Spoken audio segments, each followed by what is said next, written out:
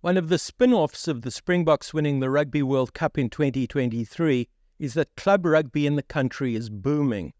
Quietly, without fuss, and without much wider public or media attention, the numbers are climbing. They have done so for the last 4 or 5 months, and it's good that they're doing so now because we stand poised on the cusp of a club rugby season. Welcome to the Luke Alfred Show. I have 30 years of experience on the front lines of sports journalism, covering some of the biggest games in cricket, rugby, the FIFA World Cup, and even the Olympic Games. Come and join me as we learn about some of the greatest sports stories you've never heard. I'm Luke Alfred, and welcome to the show. South African club rugby has a protean durability at the best of times. This is true. Estimates suggest, for example, that the country possesses 150,000 players at approximately 1,500 clubs scattered across the land, making the South African club system the second largest in the world, behind France. All agree, however, that numbers probably went down before the COVID-19 pandemic hit in March 2020. They declined precipitously 15 months later when the quarantine was relaxed, with young players wondering why they bothered to lace up their boots. The book victory that heady October night in Paris changed all that. Now they couldn't wait for practice, because it meant they could smash the living daylights out of the tackle bag by pretending to be the Swartland assassin, Pieter-Steph du Toit. So bad did the club rugby crisis become that Wanderers in Johannesburg, one of the most storied clubs in the land and the oldest club in Johannesburg by 6 months, were close to closing down their rugby section in 2018. It was touch and go for a couple of years, but with the return of coach Neil Khalifi from Roodepoort, the ship was steered into calmer waters. Until 2 weeks ago, however, relegation for the club was still an option. In early March, 5 Wanderers sides played 5 teams from Randfontein in an eagerly awaited promotion-relegation clash between clubs. 12 points were on offer across the 5 fixtures, with the fixture between the respective clubs' senior sides being preferentially weighted and counting for 4 points, the other 4 fixtures counting for 2 points each. According to Wanderers coach Khalifi, Wanderers' first 15 beat Randfontein first 15 25-18, and with 2 other wins in the 4 rubbers, they ensured they would stay up by the margin of 8 points to 4. Quote, "There's an excitement around," says Khalifi. "I'm seeing it in club rugby and I'm seeing it in the schools. In 2018, pre-COVID, we were probably down to 90 players at the Wanderers. Now we're back up, I'd say, to 135 or 140. The upsurge countrywide has come mainly from players in the 18 to 21 age group.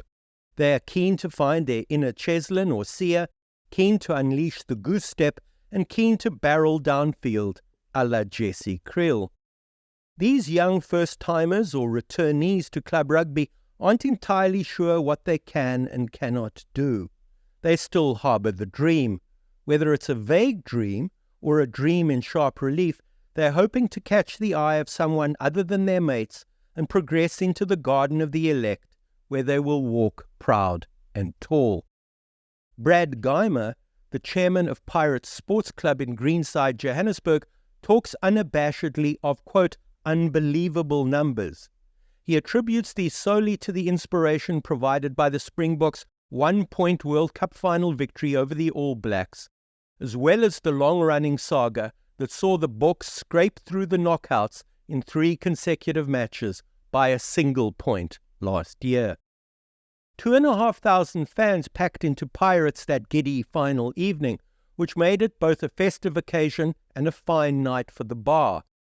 But the night also provided unforeseen rewards down the line. Quote, "We're seeing a return to pre-COVID-19 numbers," says Geimer. "We've had 50 new registrations just this year. There are 230 members in the rugby club, and at the moment, we're running 5 men's sides and a women's team." Formed in Kimberley in 1886 and moving to their current location in Lionel Phillips Park in 1942, Pirates are an attractive proposition. They're well run and centrally located in Johannesburg's northwestern suburbs. Annual membership fees cost $650. For that, you get kit and a chance to train between 6 and 8 3 times a week. Matches are on the weekend, and woe betide if, in a moment of ill-considered madness, you shout afterwards for the Stormers or the Bulls. At Pirates, you are in Lions country. Quote, "We like to communicate as much as possible with the players because everyone likes to know where they stand," says Geimer. "We take coaching seriously and we are proud of our club and the way we go about things." No stranger to alliteration, Geimer talks of the club and club rugby being, quote, "a personal passion point," and listening to him tell his and Pirates' story reinforces this very claim. As a younger man, he spent a year in New Zealand, playing at the Takapuna Rugby Club on the North Shore. After that, he spent several seasons playing for London Scottish. He says he didn't bring back everything he discovered, but 2 things were paramount: club culture and the involvement of old boys. Quote, "Culture is important," he says, "and it takes the form of things like post-match functions, where you can get to know the opposition and share around ideas. Old boys are also vital." Geimer realized, too, that not all rugby players can be Springboks, but this doesn't mean that they need to walk away from the sport. Increasing professionalism of the sport at younger and younger ages has the unintended consequence of telling a player in a variety of ways that he isn't good enough as he progresses through the system. For those who are told they aren't good enough, it's easy to believe they aren't good enough, and so rejection and self-rejection becomes a kind of self-fulfilling prophecy or feedback loop. It's something that can very easily get into your head. Club rugby addresses this. It gives players who have been deemed unworthy or simply not good enough at a young age another chance. As we know, those who have been given another chance sometimes make it by other means. And these left-field sagas often make for the best stories. Think of CJ Stander, rejected by the Bulls, who went on to play 51 times for Ireland, once for the British and Irish Lions, not to mention making the late tackle that made Springbok fly half Pat Lambie's life very different to the one he might have envisaged. If Pirates are the portrait of a well-run and successful metropolitan club, Safcol United are the portrait of a well-run, successful club away from the periphery. They come from Grabo, in apple, pear and forestry country on the Bottrefeer and Caledon side of Sir Lowry's Pass in the Western Cape. Safcol is an acronym for the South African Forestry Company Limited, by the way. That's a bit of a mouthful, everyone agrees, so Safcol's 5,000 or 6,000 hardcore fans and the legions of floating voters around Grabo know them simply as Suffies. Like Pirates, Suffies had an impressive season in 2023. They won the Boland Grand Challenge amongst one of their several regional trophies and celebrated with a trophy tour with a difference in an open-top truck normally used for carrying crates of apples and pears. Quote, "We wanted one of those red open-top tourist buses," says Dimitri Jacobs, who has been club chairman for 7 of the last 10 years. "The problem was that you need a permit for that to move it out of the greater Cape Town area. So we decided we were going to do our own tour on a truck. We wanted to do something that was very Grabo."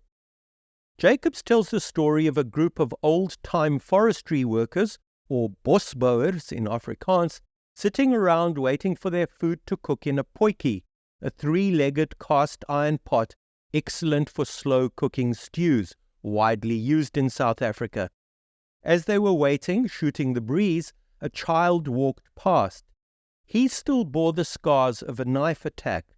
This upset the old-timers and, instead of simply talking about the prevalence of crime in their community, they decided to take action to take the area's youth off the streets. So Suffies was formed on the Lebanon farm outside of Grabo in 1998. Forestry workers provided the bulk of the club's inaugural membership. Given the club's founding myth, their motto is significant. Quote, "A child in sport is a child out of court," is how it goes. The club colours are the colours of everyday life in Rugby: black, white and green. Forgive me while I interrupt the sports story to tell you about the Luke Alfred Show Patreon. As you may know, being a writer is not the most lucrative career choice. Please consider making a small donation to keep the show going at patreon.com/The Luke Alfred Show. But for now, let's get back to the story. While Jacobs doesn't dispute the story of climbing club numbers in the post-World Cup period, he has a theory of his own, which runs at a slight angle to the prevailing narrative. Widespread streaming has increased awareness of club rugby tremendously. Watching numbers have skyrocketed, leading to a virtuous circle where those watching suddenly want to play or play again. The only disadvantage, as far as he can see, is that live attendances have been negatively affected. Fewer bums on seats is a consideration.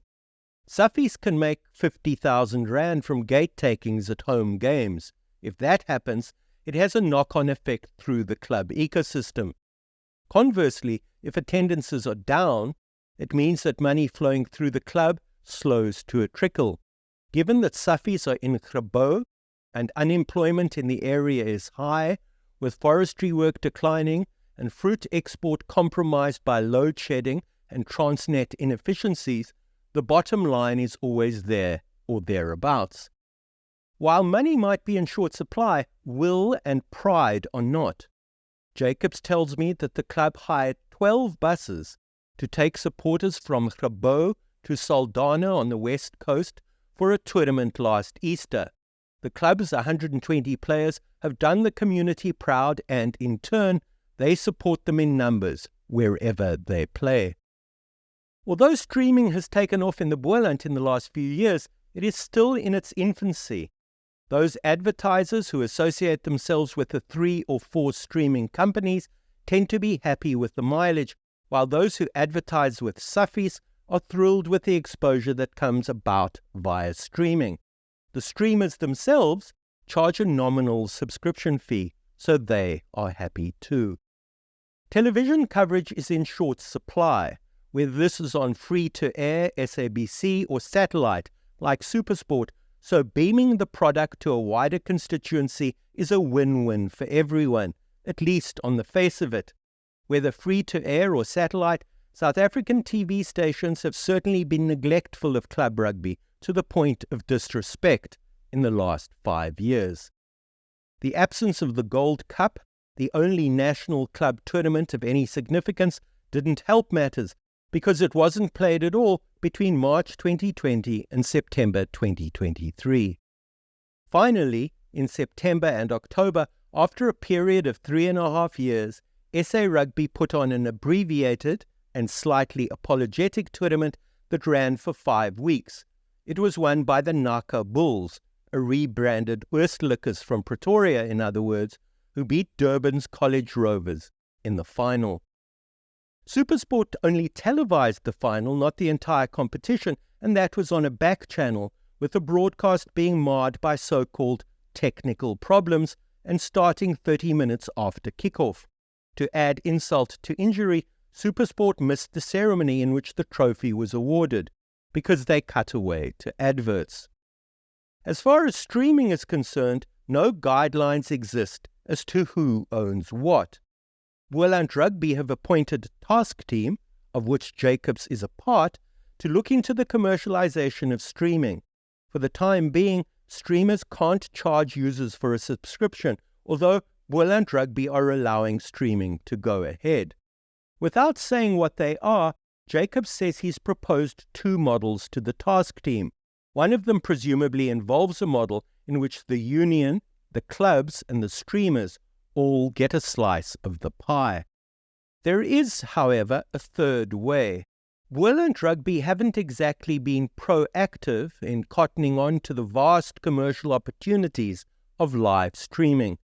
The phenomenon has been going on for at least 2 years in the region, yet task teams and models are only coming up for discussion now. If the clubs were brave, and this is only an idea, mind you, they would cut the late reacting union out of the loop completely and do business with the streaming services directly. In the course of interviewing club rugby people for this podcast, it became obvious that grassroots administrators are cynical about both provincial unions and the national mother body. There is even talk in some parts of the country of sponsorship deals being negotiated for club rugby, but that money not percolating down to the very clubs for whom it was meant. Digital technology has provided the long-suffering clubs, so often the last to get anything meaningful in the past, with an opportunity to be architects of their own destiny. They can now negotiate what are, in effect, their own broadcast rights deals.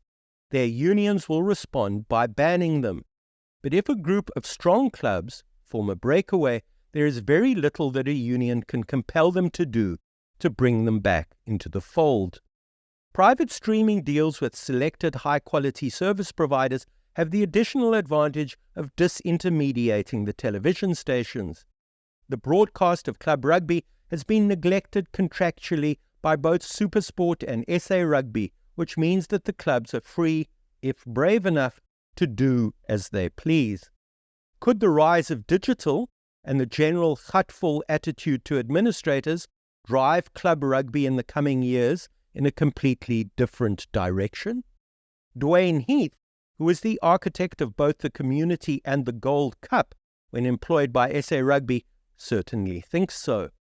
Heath doesn't talk in inflammatory terms, but senses that club rugby and its intersection with the digital age means that it's on the edge of something new and profound.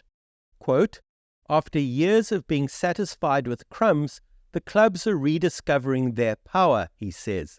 "It's the Wild West. These conversations really are the new frontier. As far as the boom in club rugby is concerned, we live in interesting times."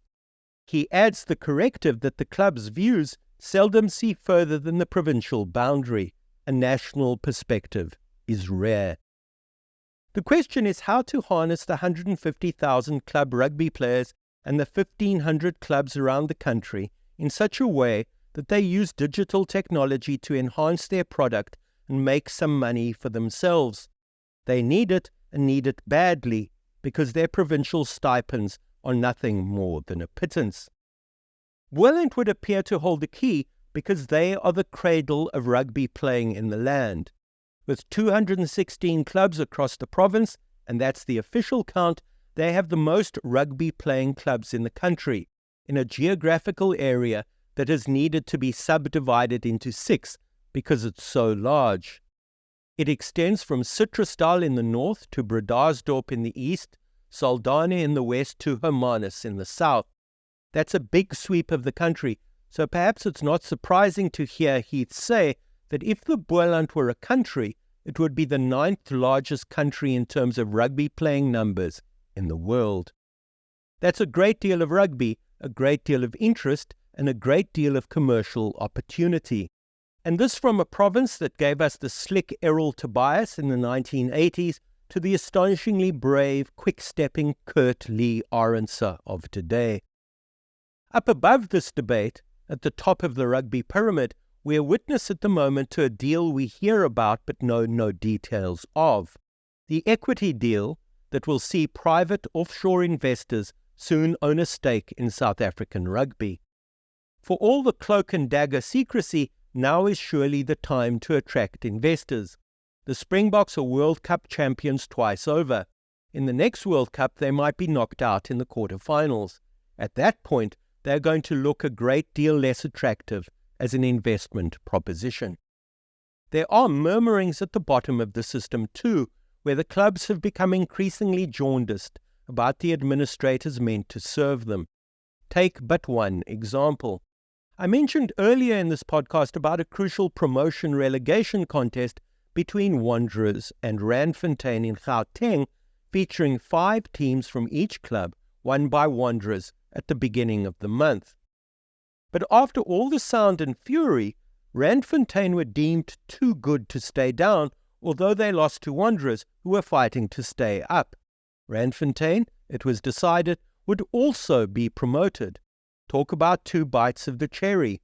It's enough to make you kick the dog on the way to the kitchen to make yourself a soothing cup of tea. So, where do we find ourselves? Club rugby is at a crossroads in this country, although it is more accurate to say that it's at a long crossroads, because what pertains today, in early 2024, has basically been the status quo for any number of years. A new generation of young administrators, combined with the advantages of streaming via digital technology, means that the clubs could walk away from the ties that bind them.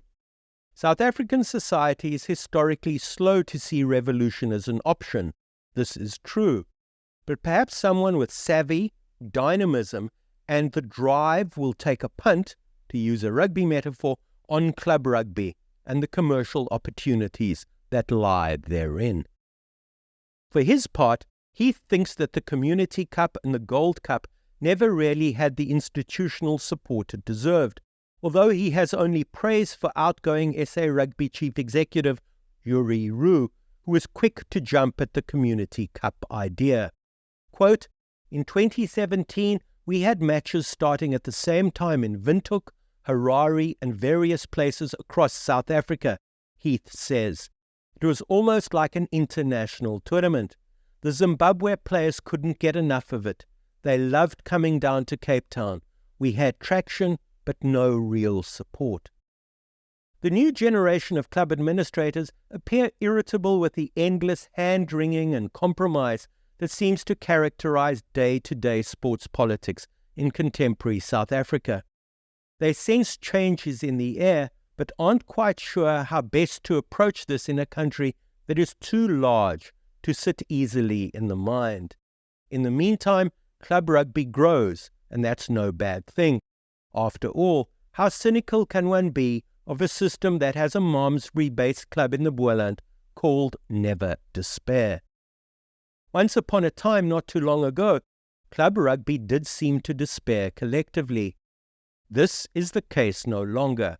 As a result of those long nights through the spring of 2023, the Springboks gave club rugby in this country a welcome shot in the arm. That's enough for us, and we should rejoice as the young men of the land don their jerseys, blink into the floodlights, and allow themselves to dream of what they might yet become, if only for a passing and a precious moment. If you enjoyed this episode of The Luke Alfred Show, please give me a 5-star rating. As an independent creator, this podcast is made possible through your support.